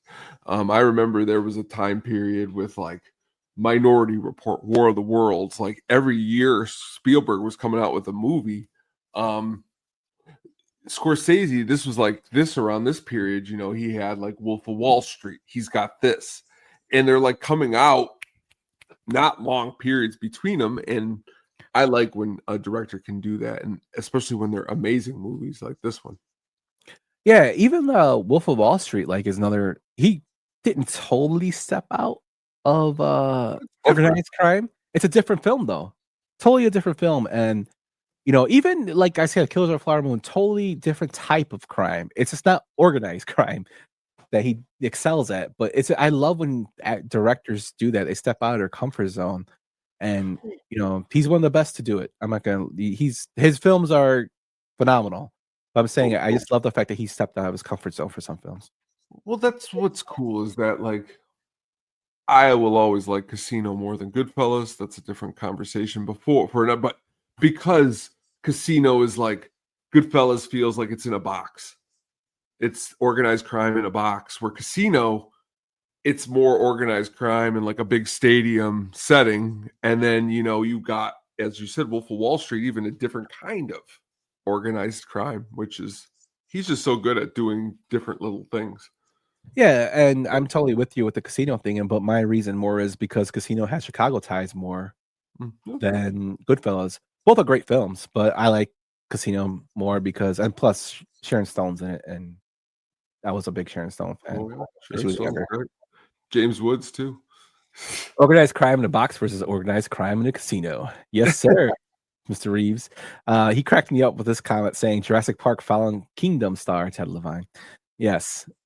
But Shutter Island's a great film. If you haven't seen it, watch it. Look for the clues. Look for the twist at the end, and you'll love it. I really enjoy it, and I know you do. But this next film that we have coming up has another, great twist in it as well. So now I need information to make things right again. And you're the only one that can give it to me. There is no right. You can't change who people are without destroying who they were. Who says you can't make things better? You can't play God, son. It must end with me. Just by being here, you may be killing your mother. That's bullshit, I'll send you a postcard when I made everything perfect again. 2004's The Butterfly Effect, directed by Eric Bress and J. Mackie Gruber, who also did Ghost of War. It's kind of crazy when I looked up these two directors, cinematography and filmography. They didn't really have much besides Ghost of War. They did like other shoots of this film, but nothing else really. The film stars Ashton Kutcher, Amy Smart, Maloney Walters, Eldon Henson, and Eric Stoltz. Had a budget of $13 million and a box office of $96 million. Tone, tell us why you picked this one. When did I ever think on a movie show that I ever be a part of that I talk about an Ashton Kutcher film in a high regard? But the script in this movie and the whole idea and the basis and the way it's filmed, I think it's really done well in the aspect of like, I don't want to call this like a teen movie like the American Pies, but I mean, it is based with teens. So like you could say that, but it's a really, really, really twisted tale. Like, I mean, I think this movie is really, really, really could again, leaves you thinking, it messes you up. Ashton Kutcher, I think, does a great job. Again, a lot of just the way the story is told. You have Ashton Kutcher, okay, who again is a college student who experiences these blackouts with his head, and it pretty much like, how it's so tough to explain. Like, the blackouts bring him to trauma throughout his life, right? I mean, kinda. That's kind of how it feels. So the film is called The Butterfly Effect, and basically we have a definition here.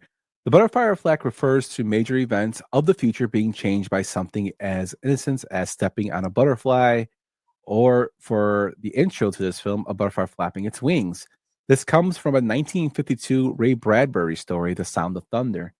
In the story, a time traveler goes on a safari to hunt dinosaurs. The animal is known to have been doomed to die within minutes by a tree fall, so his death won't matter, and they are suspended above ground on a projected trail and wearing hazmat suits, but the man panics, falls off the trail, and the hunt is over. Upon his return to the present, he finds that history has taken a disastrous turn. As he takes off his hazmat suit, he sees embedded in the mud of his boots a crushed prehistoric butterfly. The sound of thunder in the story is a self-inflicted gunshot wound. So if you think about it, if you want to have like a more condensed version of what this film is about, it's basically The Simpsons when Homer goes back with the toaster, going back in time and changing things, kind of like a thing like that. But in this case, Ashton Kutcher's family has where they can actually use a solid object or memories to actually go back to that time period. His is a book. His dad is a picture album. But it's beautifully done. It's really, really.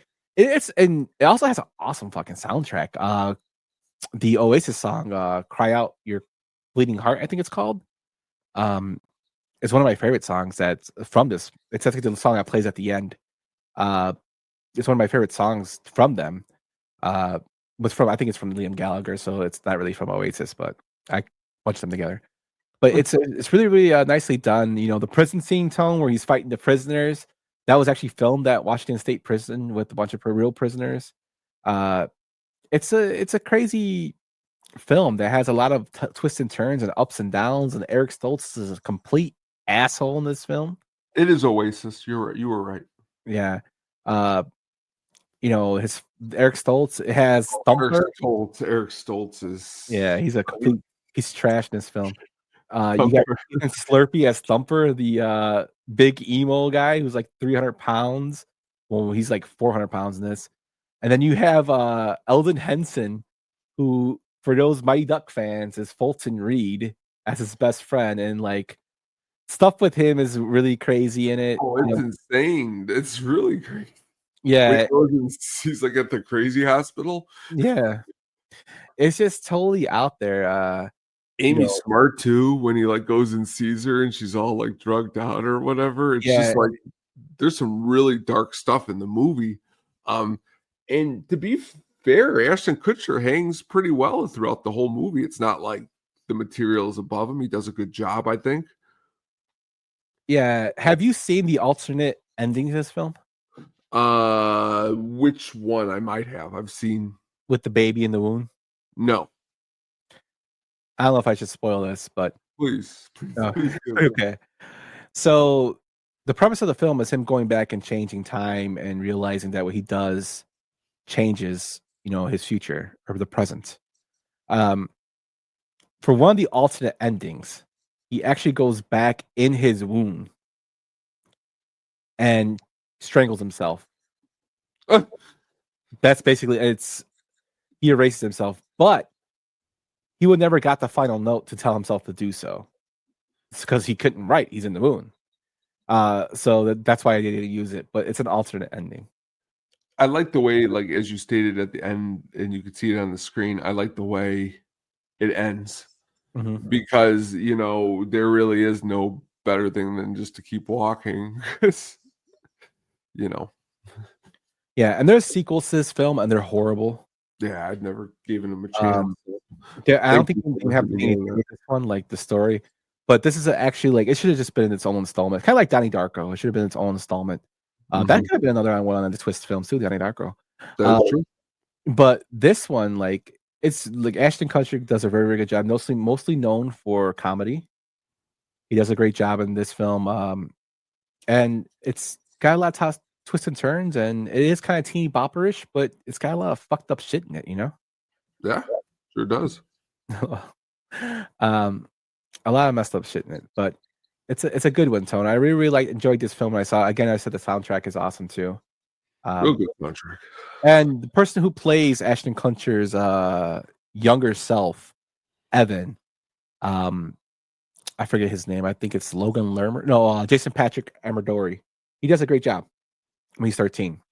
Does a great job of kind of doing his mannerisms and stuff like that. So well cast, makes you feel uneasy, and that's how some of these films should do.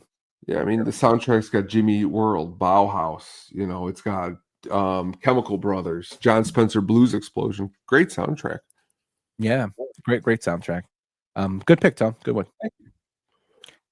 And let's get into my last pick. Hello. Do you want to play a game?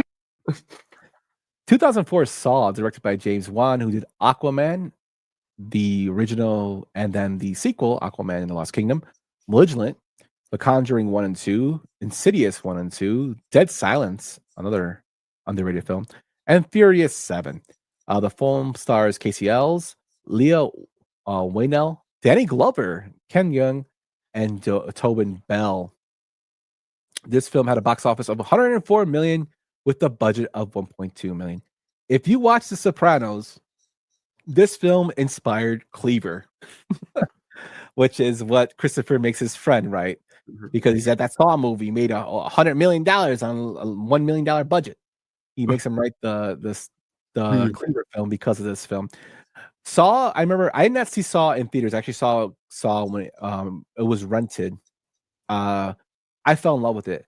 It's creepy because you're just basically watching this serial killer take these bad people and make them fight for their lives. So basically it's bad people basically having to do something as kind of penance for their horrible actions they did before in life. And you had this person called Jigsaw. You don't know if he's a good person or a bad person. He's a psychopath for sure. He sets up these elaborate traps. He has this little doll I think it's called Billy the doll, that rides this little bike, and like does like little videos and whatnot to his potential victims, saying, do you want to play a game? And they play a game for their life.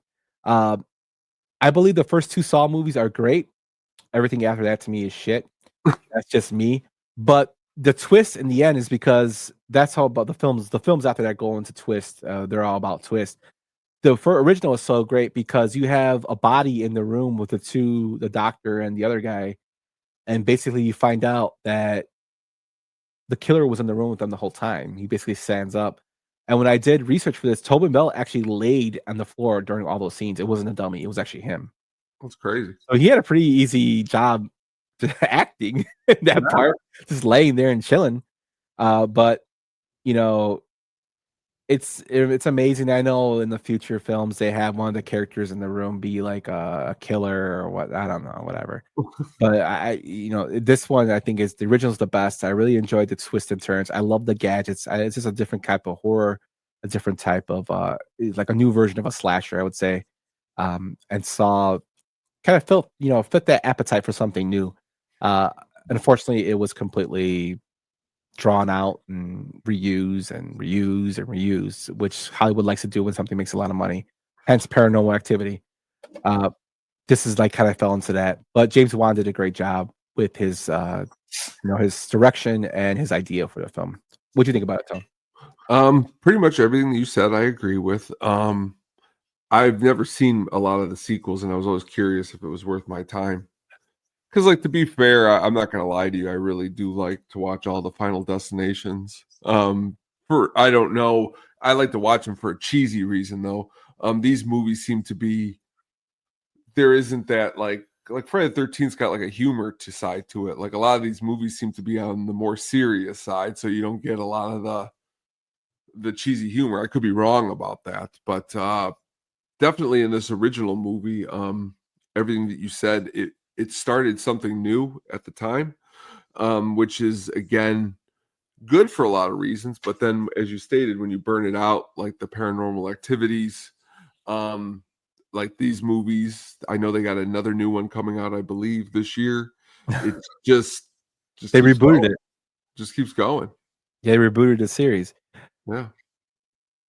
Of course, I seesaw most, and I seesaw all the time.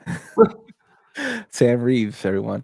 But yeah, the thing that kills it for here, like Final Destination is cheesy, but at least Final Destination kind of has that ripple effect of why. Like, because I think in the Final Destination films, when the Ali Larter comes back as the character, they explain, I was at the French, this French coffee place, and I got distracted by this guy getting hit by a sign. She's like, that was Carter. So that original film spawned like a ripple effect of other people not dying. Yeah. It kind of carries on. The reason I think Saw kind of fails is because Tobin Bell is killed like 4 times with cancer. Like in the second film, I'm sorry if I'm spoiling this, he dies with Donnie Wahlberg. He dies like as Donnie Wahlberg runs, he dies, and then find out in the third one he was actually saved, and it makes no sense. Like how bringing him back to bring him how back. did the killer go and get him? You know what I mean? Like, how did the killer go kill Donnie Wahlberg and then go and get Tobin Bell's character when he's surrounded by cops? It made no sense to me. Because police procedure is not to leave a dead body of a serial killer, especially when you've been looking for so long. That's fair. I do like the twist in the second one. It was good, but it's just like they kind of like try to outthink themselves. And when you start doing that, the film quality kind of gets kind of hurt. And don't get me wrong, I'm not a cinema snob. I'm just saying, like, this is just the way I feel with the series. Like, you kind of like, okay, it's good. You don't have to like pound it into our head. This film, just make something new. And unfortunately, when things make money, they kind of do that in Hollywood. There's my end of my rant. I'm sorry. I liked Carrie's performance in the movie. Yeah, he just showed up recently on X-Files. I keep watching that, and Carrie in anything you can count me in. So I like the movie because he was in it. Danny Glover again was, come on, Predator 2. Yeah, I love that movie. Oh yeah, he's also Robin Hood Men in Tights. Oh, great movie. Yeah, I mean, It's just one of those films where if you haven't seen it, check it out. Check out the original. Check out where this craze came from, and you'll see how good the original is. Unfortunately, then you'll see, man, the other one's really bad. And I tried to give the Chris Rock one. You didn't watch the Chris Rock one, right? I was going to ask you about that as a joke, but I held back Spiral. Yeah, I watched it, and it was okay. All right. He's a generational talent, Sam. Sure he is. He is. He's like well, here you go. You'll like this. When Family Guy made Michael Moore the greatest actor of all time, that's Curry Ellis. The greatest actor of all time. But any movie with Danny Glover, I'm gonna watch it. And this film, I watched it and I enjoyed it. So I'm sorry I had to go on another rant, but I guess people like when I rant about films.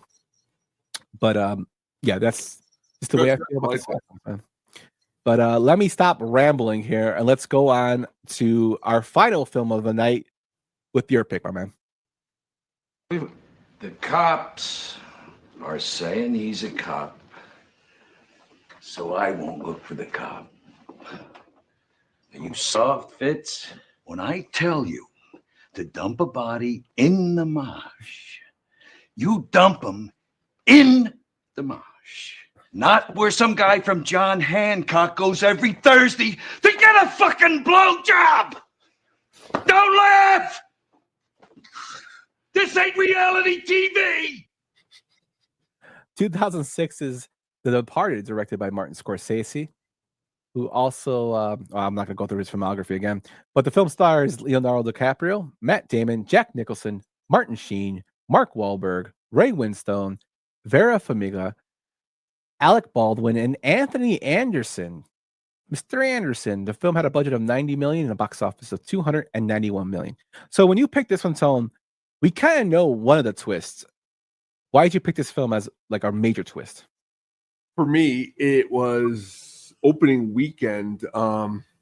3 times opening weekend I saw it, and I'll never forget my cousin. It was Christmas, and I looked at him and I go, I bet you that movie is going to be Best Picture. And he looked at me and he said, what movie? I've never even heard of it. And I go, dude, you don't even like fucking movies. And we got into an argument, and then it won Best Picture. But for me, it's when the elevator opens up and DiCaprio gets it. I mean, come on, man. I have never, at that point, rarely see a movie where here's this guy pretty much carrying the flick. It reminded me of, I mean, of course, this is a very extreme, but like when Samuel L. Jackson gets it in Deep Blue Sea, you know, you're just like, oh, I thought he was going to be in this longer. Not that the movie was wrapping up, but I just didn't think that DiCaprio was going to die right there. And to me, it just really left me shocked, really shocked. Yeah, that part was pretty out there, but you know, even the death of well, that, yeah, and then the final, of course, not Matt Damon's character. Oh, that was a cool though. Like the DiCaprio one was sad. The one at the end made you feel better because fucking Damon got it because he was such a prick. Yeah, and this film is a remake from an Asian film called Internal Affairs.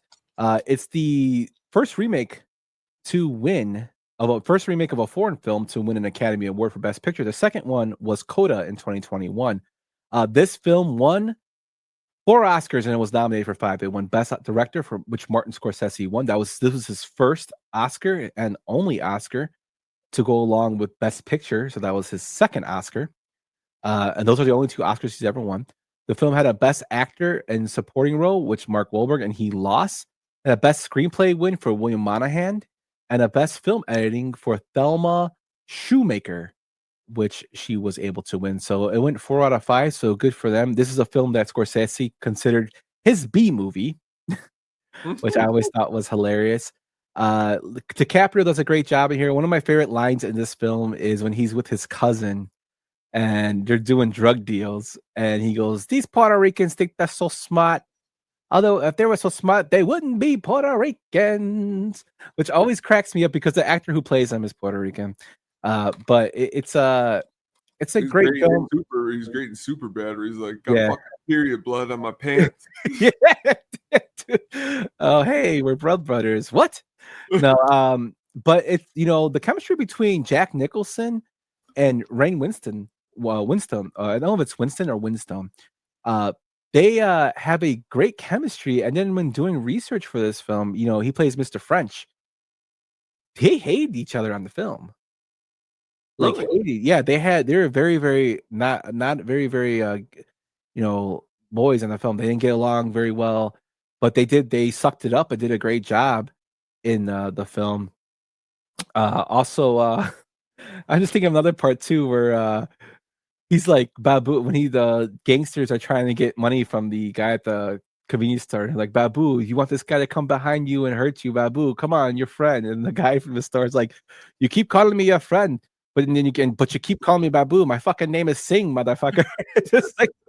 just that part makes me laugh too. It has so much comedic, fun in it, but it's also serious. And then of course Martin Sheen does a great job in it. It has a lot of good, comedy and a lot of good improvisation by Jack. Jack basically got to do whatever the hell he wanted to. And the film's loosely based on James Whitey Bulger, who was a complete shithead.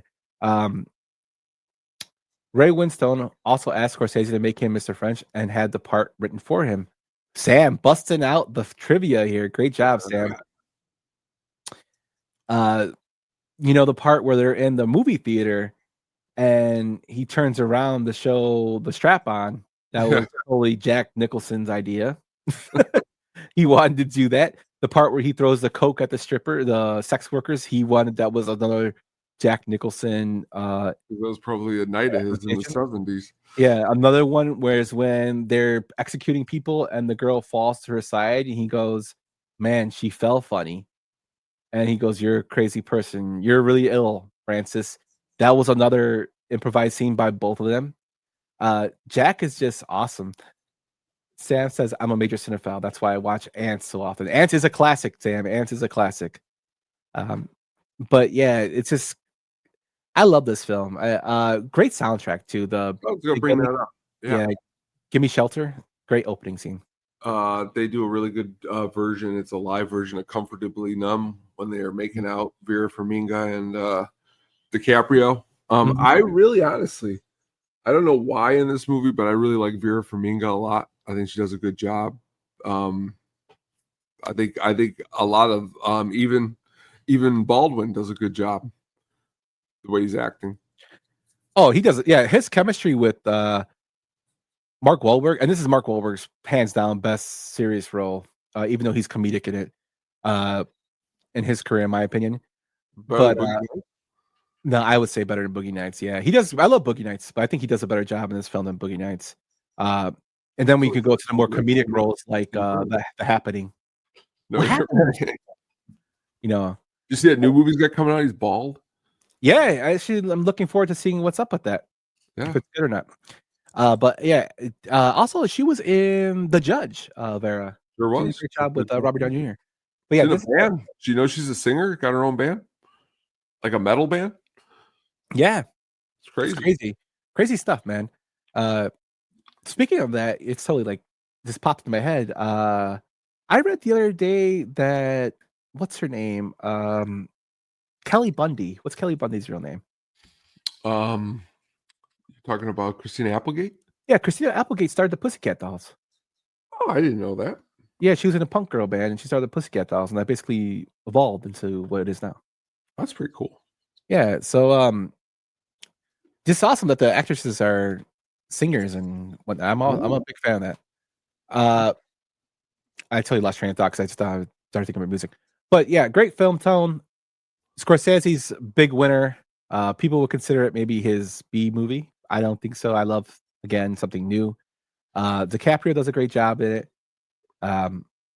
You also have, Ray Liotta was actually considered for Dingham. He had to turn it down because he had other commitments. So you think he could have done a better job than Mark Wahlberg? Nah, probably not. He's a little it was a good role for Wahlberg because, as you stated, it wasn't even something you would have figured Wahlberg would have done, or they would have picked him to do. I should be more specific. What about Ethan Hawke? Ethan Hawke was considered for that role too. Ethan Hawke would have been cool. I'm a big Ethan Hawke fan. You ever see Before the Devil Knows You're Dead? Yes. With Philip Seymour Hoffman. He was pretty awesome. It can't be his B movie unless Seinfeld played Leo's role. That is true, Sam. That is true. You like jazz? Uh, okay. Now I know what I want to talk about because the B movie thing threw me off. But did you ever see the fan theory about Matt Damon's character in this film? No.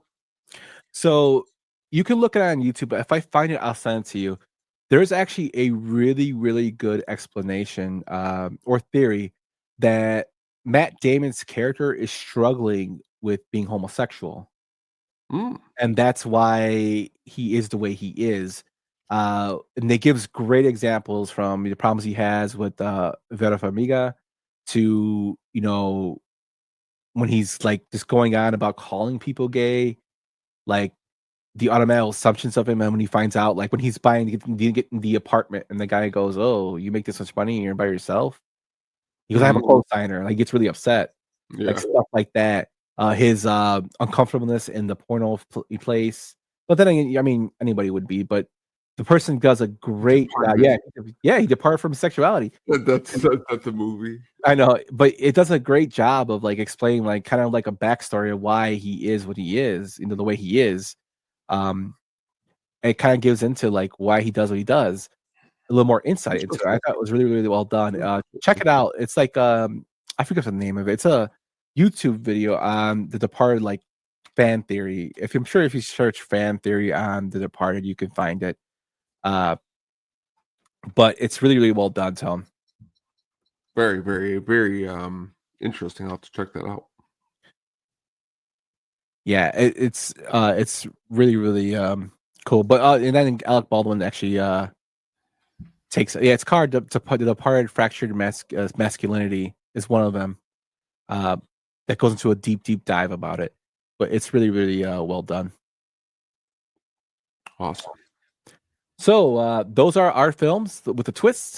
Sorry if I rambled. I know I rambled on a lot today, Tone. I had some coffee, so I was extra hyped up.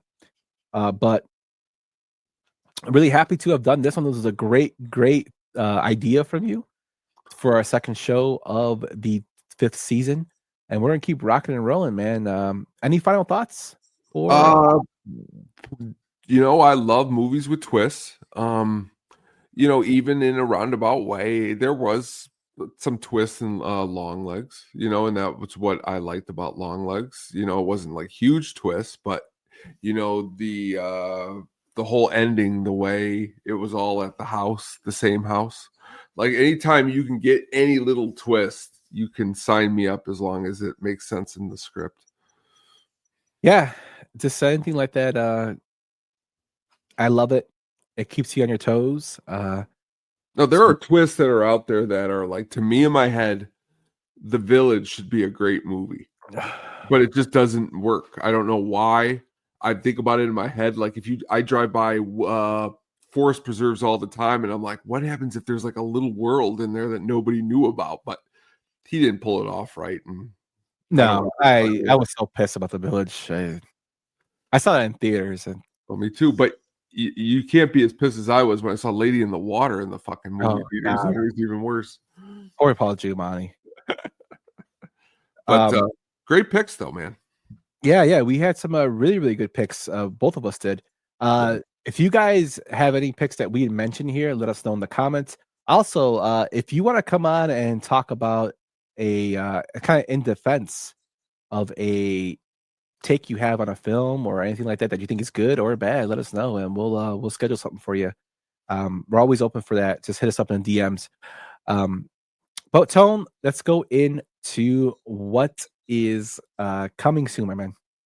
We are this week going to be dropping our second mini episode, which we're going to be digging into some more news stories and getting the gist on that before our next show comes next Friday at 8:35.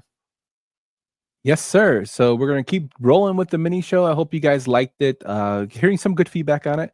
Keep that feedback coming to get us better at doing that show in more of a flow. It's totally different structure than the one we do here. This one mostly has us going into our favorites. That one has us discussing more about what's going on in the entertainment industry as a whole. Shout out to people in California with the forest fires and the wildfires. We hope everyone's safe out there. We talked about the Bob Uecker and passing of David Lynch on the show. So check out our tribute to them there. But yeah, it's just something new that we wanted to try to give you guys some extra content for those who listen to us on the, audio waves. So Yes.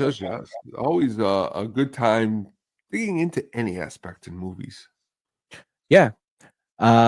With that tone, before we go into your Sugar Baggy soundtrack pick of the week, thank you everyone for watching this, listening to this. You are the reason we do this, giving us your time. We appreciate that. King Ass, thank you so much for being in the comments. CMCD, thank you as well as Caitlin. If you guys want to watch us live, you can check us out on the Disc Penguin Studios YouTube. We do a show every Friday at 8:30. If you want to join the show, come in here and talk. We're always open to reading comments. So if that's what you hear on the audio version, that's what we're doing on the live version. So sometimes you might not get the joke, but if you come in the chat, you can see what's going on. But with that tone, let's get into your Sugar Baggy soundtrack pick of the week. The Sugar Baggy soundtrack pick of the week.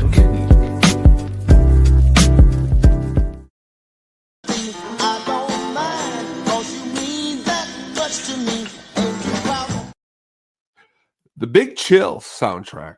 I don't know if you've ever seen The Big Chill, Yumper, but I like The Big Chill a lot because it's a movie about 7 or 8 friends gathering in a place, talking about. It's pretty much reminds me of if all the characters in American Pie met up 30 years later in a serious setting to talk about all the things they did when they were young or something like that. It gives you that nostalgia feeling.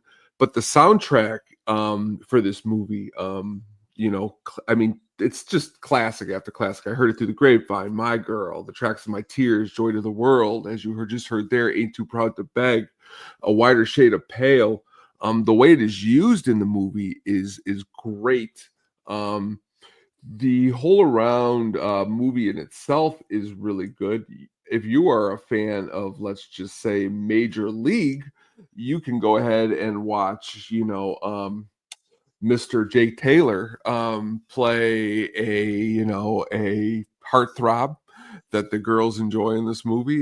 You can see William Hurt, who's an amazing actor, Glenn Close, but really the music in the movie makes it. And from everything that I've heard, the soundtrack is known to be one of the better ones of all time, just based upon the songs that I mentioned, because they're such classics. I mean, of course, you may hear some people say things like, "Oh, this is a boomer soundtrack because it's all a bunch of old songs, blah, blah, blah, blah, blah."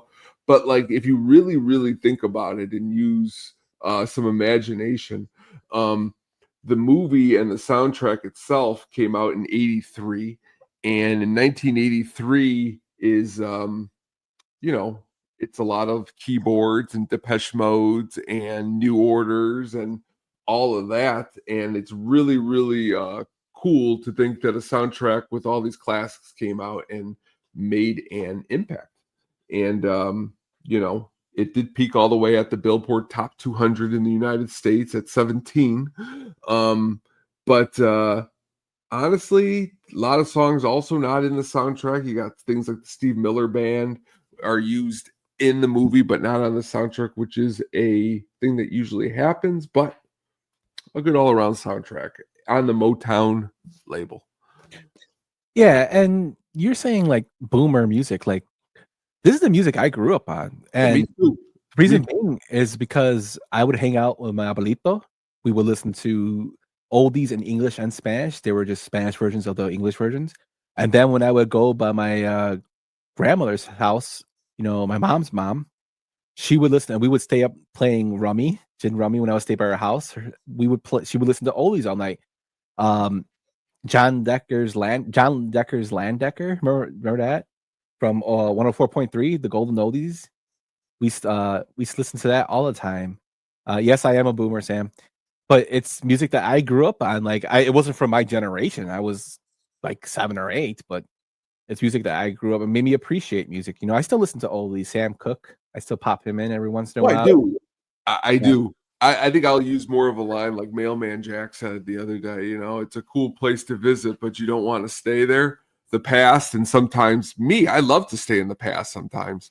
And with The Big Chill, I was just covering my own self. If like some 16-year-olds like, what, these songs are from the 50s, 60s. No, they're awesome songs. And honestly, I love The Big Chill movie itself. I've watched it a couple times. You should have picked that song I put for the vibes the other day. Chained, the Japanese song.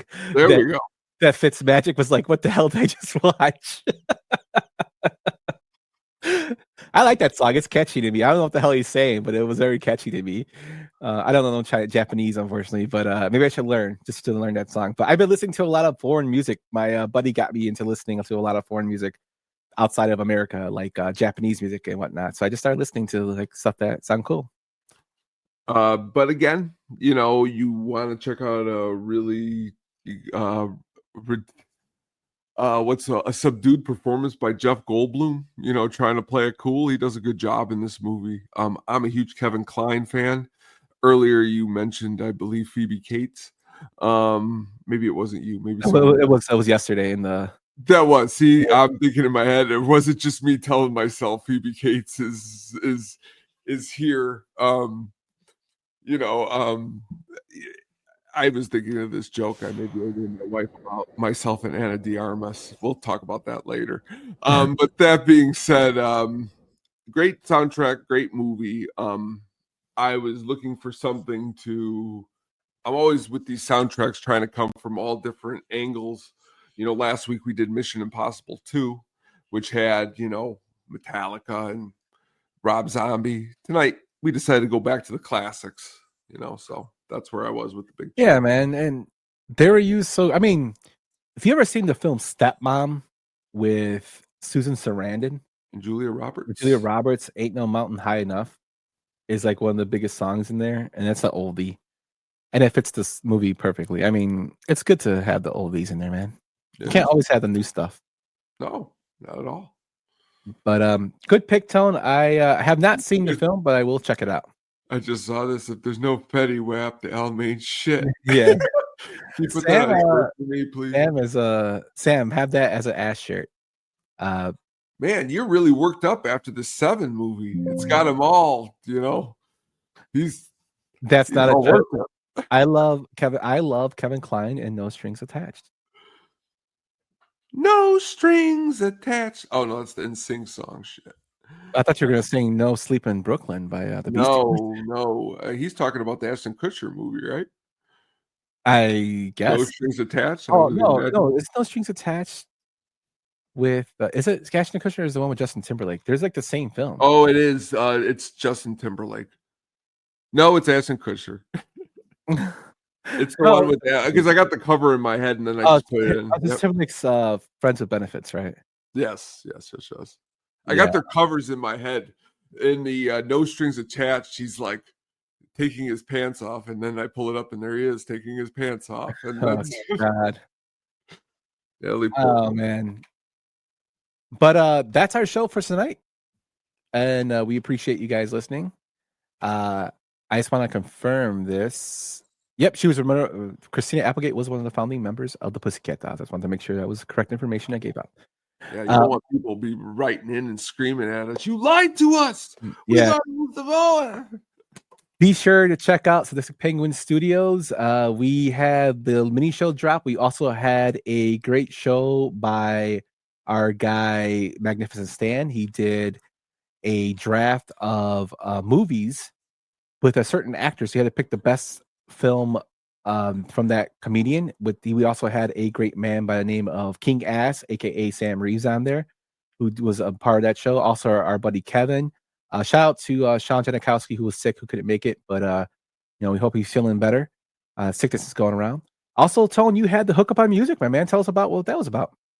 We are going to be releasing that tomorrow on Saturday, and it's going to be a lot of different stuff. We've got new music by My Morning Jacket we're talking about. We got a new album by Ringo Starr with Billy Strings on that. We're going to be talking about Miles Davis, Frank Zappa, a lot more other stuff. So please tune in tomorrow. It's going to be really, really good. I'm sorry. If peeing in your pants is cool, I'm gonna be Miles Davis. Miles Davis. I should have had that ready when I said that. And man. then, if I'm not mistaken, this Tuesday, on It's Getting Drafty, I'm going to be on there, and we're going to be doing I think it was a drafting or band or something like that. Yeah. So we got a lot of stuff coming at the Penguins site. We're gonna have some blogs dropping sooner or later. We're getting that going. So we got a lot of stuff coming on, and we'll be dropping our stuff here with the films. I'll probably be dusting off Martial Arts Gems soon when I have time. I know Tony's got some stuff in the cooker. Yeah, I think if I could really, really get it together tomorrow, I may come up with an article that maybe if I could think of a couple twist movies we didn't talk about, real deep cuts. We'll see. We'll take a look. But definitely a great episode. Yeah, I dragged this on so we can get over the 2-hour mark for our guy Cotton. We did. So Cotton, we are over the 2-hour mark right now. I'm looking at it. This is for you, buddy. But everybody have a good night, and we will see you next week. Take care. Thanks for listening to the At the Show podcast, a Sadistic Penguin Studios production. Game over, man. It's game over. What the fuck are we gonna do now? What are we gonna do? Maybe we could build a fire, sing a couple of songs, huh? Why don't we try that?